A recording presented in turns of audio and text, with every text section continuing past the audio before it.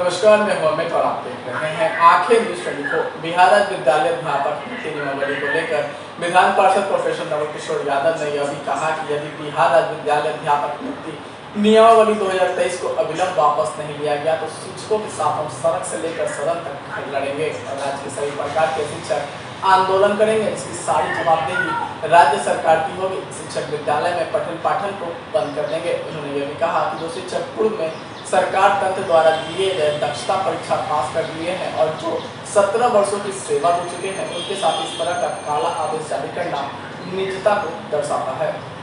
CMR लड़का खिलावल हो गया का? वो तो बच्चा खिलाने गए थे। बात नहीं होगी, संघर्ष होगी। बात नहीं करना है, बात उनको स्वयं बात आगे बढ़ाना है। हमारे शिक्षक भूल नहीं जाए, इनको ईंट से ईंट बजा के ये 5,000 से 50,000 पर आए हैं और फिर इनको ईंट से ईंट बजा देगी हमारे शिक्षक। इनको भ्रम में नहीं रहना चाहिए। जहां 5 लाख और 7 लाख परिवार सड़क पर खड़ा रहेगा, कोई भी लोकतांत्रिक सरकार आंख मूंद के नहीं चल सकता है। आप लोगों के खिलाफ ये विपक्षी एकता को एकजुट कर रहे हैं। वो तो अच्छा बताइए, जिसको खुद चलने के लिए लंगड़ा आदमी को लाठी की जरूरत है, वो क्या लीडरशिप देंगे? नीतीश कुमार यूपीए में नहीं थे, बकिए तो सब लोग यूपीए के साथ ही थे। तो ये अपना एप्लीकेशन लेके गए हैं कि सोनिया जी, खड़गे जी, राहुल जी, हमारा भी एप्लीकेशन ले लीजिए, निवेदन पत्र, और हमको भी उसमें शामिल कर लीजिए। नीतीश कुमार जी पर कोई भारत की राजनीति में और बिहार की राजनीति में उनका जो राजनीतिक चरित्र है उसमें कोई उन पर यकीन करेगा क्या? कल इधर, परसों उधर, तरसों उधर, फिर परसों इधर। इसलिए जिसके पास राजनीतिक चरित्र नहीं है उस पर कोई बिलीव नहीं करता है, विश्वास नहीं करता है। अगस्त से पहले अभी सरकार में शामिल थे। हाँ, शामिल तो थे ही, लेकिन शिक्षा विभाग आज तो आरजेडी के पास भी है। शिक्षा विभाग सब दिन नीतीश जी ने रखा है और हम लोग थे। तो आपको जानकारी होनी चाहिए कि नीतीश कुमार को आज जितना बुलंदी से कंडेम कर रहे हैं, उतना ही बुलंदी से सदन से सड़क तक मैं उनको कंडेम करते रहा हूं और इसी डर से भागे हैं। महागठबंधन कह रही है कि मेरिट वाले अब शिक्षक आएंगे। पहले जो मेरिट वाले नहीं थे वो घूस देकर के भी आ जाते थे, अब मेरिट वाले होंगे तमाम शिक्षक। ये जो पहले परीक्षा लिए थे, दक्षता परीक्षा लिए थे, उसमें सब नीतीश जी सबसे घूस लिए थे। नीतीश जी घूसखोर है? क्या कहना चाहते हैं ये आरजेडी के लोग कि नीतीश जी घूसखोर हैं, करप्ट हैं? अरे उन्होंने ही परीक्षा लिया, दस्ता परीक्षा लिया, टीईटी लिया, एसटी लिया है, और अब आप कह रहे हैं कि घूस दे के आए। तुम तो नीतीश जी के यहाँ पॉकेट में घूस जा रहा हो। घूसखोर की सरकार होगी या नीतीश जी घूसखोर होंगे, करप्ट होंगे? उस टाइम तो अभी थे ना। हम लोग तो हमेशा उनका विरोध करते रहे। हम थे, इसीलिए इतने लोगों की बहाली हो गई थी। आज हम नहीं है तो कहाँ हो रही है? वो लोग जो मेरिट वाले नहीं थे उस टाइम शिक्षक। मेरिट वाले नहीं लोग थे तो जो ये बिहार में टॉप कर रहा है वो किसी नेता के घर वाले पिताजी पढ़ा रहे हैं क्या? ये कहाँ से पढ़ रहा है? इतना टाइमली रिजल्ट कौन करा रहा है? ये शिक्षक करा रहे हैं। जब हम तमाम शिक्षकों से अपील कर रहे हैं और जो खंड खंड में बटे हुए हैं नेता, उनसे भी अपील कर रहे हैं। हमारा कोई नेता प्रायोरिटी नहीं है, यहाँ शिक्षक प्रायोरिटी है, जिसके लिए जो बच्चों को पढ़ाते हैं उनकी मैं बात करता हूँ। जातीय जनगणना का विरोध करना स्टार्ट कर दिए हैं तमाम शिक्षक लोग। क्या लगता है पूरे बिहार से बंद हो जाएगा? नहीं, जातीय जनगणना का शिक्षक विरोध नहीं करते हैं। उनसे आप दबाव देके आप काम लीजिएगा और उनको एलिमिनेट कीजिएगा, उसका विरोध कर रहे हैं। इसको ट्विस्ट करने की जरूरत नहीं है। शिक्षक सारे काम करते, जातीय जनगणना कराइए कि मुर्गी के जनगणना कराइए आप, लेकिन उनको प्रायोरिटी दीजिए। उनको इस तरह से डिरेल कीजिएगा कि 17 साल और 18 साल के बाद वो परीक्षा देगा, ये घोर अनर्थ है। ठीक है सर। हम थे, इसीलिए इतने लोगों की बहाली हो गई थी। आज हम नहीं है तो कहाँ हो रही है? वो लोग जो मेरिट वाले नहीं थे उस टाइम शिक्षक। मेरिट वाले नहीं लोग थे तो जो ये बिहार में टॉप कर रहा है वो किसी नेता के घर वाले पिताजी पढ़ा रहे हैं क्या? ये कहाँ से पढ़ रहा है? इतना टाइमली रिजल्ट कौन करा रहा है? ये शिक्षक करा रहे हैं। जब कुछ है नहीं करता है तो जनगणना मनगणना में कैसे लगा देते हैं? इसलिए ये बकवास की बात है। शिक्षक शिक्षक हैं, पढ़ाने वाले लोग हैं। मामला सर मामला क्या तोड़ने में क्या किसका अब जो है? तमाम संघ शिक्षकों से क्या एलर्जी है, शिक्षा से क्या एलर्जी है? आप प्राइमरी से लेके सेकेंडरी तक, +2 तक और कॉलेज में भी देखेंगे, विश्वविद्यालयों में आज बिहार के बच्चे वही पढ़ रहे हैं जो लाचार के बच्चे हैं, जो गरीब के बच्चे हैं, जो गांव के बच्चे हैं, जो किसान के बच्चे हैं। एक भी संपन्न परिवार के बच्चे नहीं पढ़ते हैं और उसका नाजायज फायदा सरकार और अधिकारी मिल के उठा रहे हैं। कोई अधिकारियों के बच्चे, राजनेताओं के बच्चे नहीं पढ़ते हैं, इसलिए ये शिक्षा में रोज और शिक्षक पर रोज प्रयोग करते हैं। प्रयोग के नाम पर, ये सहयोग के नाम पर प्रयोग करते हैं और प्रयोग के नाम पर अपने पावर का दुरुपयोग करते हैं और प्रताड़ित करते हैं। इसलिए मैं तमाम शिक्षकों से आह्वान करता हूँ, वैसे शिक्षक जो टीईटी पास करके और जिनको 5 बार 7 बार राज्य सरकार ने कहा कि हम आपका मेरिट बना रहे हैं, हम आपको फलना दिन नियुक्ति करेंगे, आपको आगे नियुक्ति करेंगे, और उसके बाद बिहार पब्लिक सर्विस कमीशन को भेजना एक घोर अनर्थ है।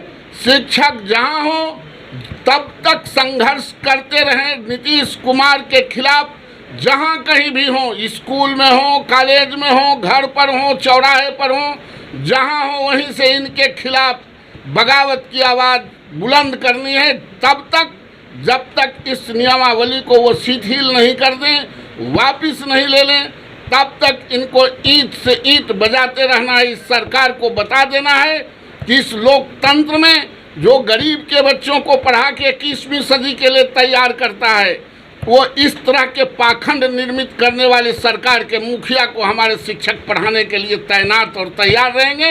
इनको इतना बेहतर पढ़ा देना है कि राजनीति में ये जो अनुदान पर चल रहे हैं उसके लायक भी नहीं रहे। तमाम शिक्षकों से, बिहार के तमाम शिक्षकों से इस घोर अनर्थ के खिलाफ, नियोजित शिक्षकों से मैं आह्वान करता हूं, और ये जो विद्यार्थी जो इसमें जिनके नियुक्ति 7वें चरण में होना था, जो परीक्षा देकर टीईटी पास किया है, उनकी बहाली हो, यह मैं राज्य सरकार से मांग करता हूँ। टीचर एलिजिबिलिटी टेस्ट, आप उसके नाम पर उन लोगों से परीक्षाएं ली और वो कन्फर्म हुआ। इसके पहले आपके 80,000 वैकेंसी आपने निकाला था और टीईटी लिया, जिसमें मात्र 42,000 ही शिक्षक मिल पाए, क्वालिफाई नहीं कर पाए। तो आप शिक्षक बहाली करना चाहते हैं या आप रोज रोज नियमावली बदल के शिक्षकों को प्रताड़ित करना चाहते हैं, या आप टालना चाहते हैं, या आप जिनके साथ हैं तेजस्वी यादव के साथ सरकार चला रहे हैं। तेजस्वी यादव जी ने कहा था कि हम 10 लाख लोगों को, नौजवानों को रोजगार देंगे फर्स्ट कैबिनेट में। उसको डिरेल करने के लिए, उसको धत्ता बताने के लिए, उसको अपमानित करने के लिए और यह साबित करने के लिए कि तुम्हारी कोई हैसियत आरजेडी के लोगों को नहीं है, इसलिए आपने ऐसा किया। आरजेडी के लोगों ने घोषणा पत्र में शामिल किया था कि हम आपको पूर्णकालिक शिक्षक मानेंगे, राज्यकर्मी के दर्जा देंगे, पुराना पेंशन देंगे, समान काम का समान वेतन देंगे। तो आप जब अनुदान पर ही नीतीश जी चल रहे हैं, अनुदानित मुख्यमंत्री हैं, दया के पात्र मुख्यमंत्री हैं, किसी से आप जहां रहेंगे नीतीश कुमार जी वो दया के पात्र में ही रहेंगे। उनकी अपनी हैसियत नहीं है। जिसे एक लंगड़ा को लाठी के सहारे चाहिए, उसी तरह इस चीफ मिनिस्टर को किसी न किसी पार्टी के सहारे चाहिए। तो आप इस तरह के इस्तेमाल करके आप बीपीएससी से नहीं यूपीएससी से ले, राज्य सरकारें कानून बनाती है, कौन मना करता है। लेकिन जब आप परीक्षा ले लिया टीईटी एससीईटी, तो उसके बाद आप बीपीएससी में भेज रहे बिहार पब्लिक सर्विस कमीशन में, इसका मतलब डिनायर दे रहे हैं। ज़रूरत आज शिक्षकों का है स्कूलों में, अब साल 2 साल आप लेट करना चाहते हैं, आप इसको धत्ता बताना चाहते हैं। और पता नहीं राज्य सरकार को और नीतीश कुमार जी को शिक्षकों से क्या एलर्जी है, शिक्षा से क्या एलर्जी है। आप प्राइमरी से लेके सेकेंडरी तक, +2 तक और कॉलेज में भी देखेंगे, विश्वविद्यालयों में आज बिहार के बच्चे वही पढ़ रहे हैं जो लाचार के बच्चे हैं, जो गरीब के बच्चे हैं, जो गांव के बच्चे हैं, जो किसान के बच्चे हैं। एक भी संपन्न परिवार के बच्चे नहीं पढ़ते हैं और उसका नाजायज फायदा सरकार और अधिकारी मिलकर उठा रहे हैं। कोई अधिकारियों के बच्चे, राजनेताओं के बच्चे नहीं पढ़ते हैं। 2023 में बना है, उसको वापस लेने के लिए राज्य सरकार से मांग करते हैं। ये जो नियमावली बनी है, ये भारत का पहला एक ऐसा राज्य है जहां अब 3 तरह के नियमावली लागू होंगे। पहला, जो पूर्णकालिक शिक्षक पहले से हैं उनका एक नियमावली। दूसरा, जो नियोजित शिक्षक हैं खंड खंड में जो बांट के नीतीश कुमार की सरकार ने किया था वो। तीसरा, जो टीईटी और एसटीईटी के नाम पर जो परीक्षा ली गई थी आवेदकों से शिक्षक बनाने के लिए, उसको निरस्त करके अब बिहार पब्लिक सर्विस कमीशन को ये नियुक्ति की बात करते हैं। 2-3 सवाल उठता है साथियों, नीतीश कुमार जी क्यों घोर अत्याचार और अनर्थ करना चाहते हैं गांव, गरीब, किसान और मजदूरों, लाचारों के बच्चों के पढ़ने वाले स्कूल और स्कूल के शिक्षकों पर? ये इसलिए कर रहे हैं कि साइकिल और पोशाक का रेवड़ी बांट के लोकतंत्र में लोगों को प्रभावित करके वोट लेना चाहते हैं। वैसे नीतीश कुमार जी के जनाधार खत्म हो गए हैं। आप जब बिहार पब्लिक सर्विस कमीशन से ही अगर आपको नियुक्ति करना था तो आप पुराने जितने आपने नियमावली बनाया था उसको आप निरस्त करके उनके कुछ चीज़ों को आप ओन करते, जो परंपरागत यही होता है। आप नियोजित शिक्षकों को एक साथ यह कह रहे हैं कि आप भी बिहार पब्लिक सर्विस कमीशन में परीक्षा दे सकते हैं।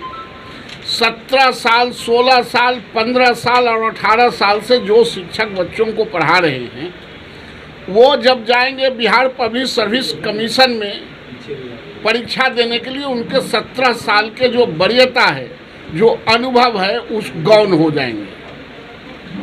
और जब आपने टीईटी ले लिया, टीईटी का फुल फॉर्म क्या होता है? Teacher eligibility test. आप उसके नाम पर उन लोगों से परीक्षाएं ली और वो कन्फर्म हुआ। इसके पहले आपके 80,000 वैकेंसी आपने निकाला था और टीईटी लिया, जिसमें मात्र 42,000 ही शिक्षक मिल पाए, क्वालिफाई नहीं कर पाए।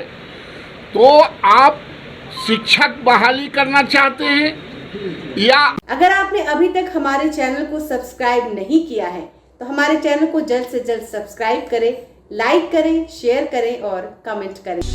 क्या आप पत्रकारिता के क्षेत्र में अपना कैरियर बनाना चाहते हैं? तो आज ही Royal Ashoka Institute of Mass Communication and Journalism में अपनी जगह सुनिश्चित करें।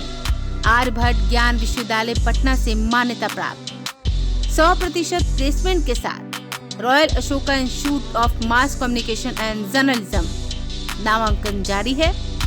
हमारा पता है DS/16 गायत्री मंदिर के समीप, कंकड़ बाग, पटना 8,20,000। आप हमें संपर्क भी कर सकते हैं। हमारा मोबाइल नंबर है 9955456126।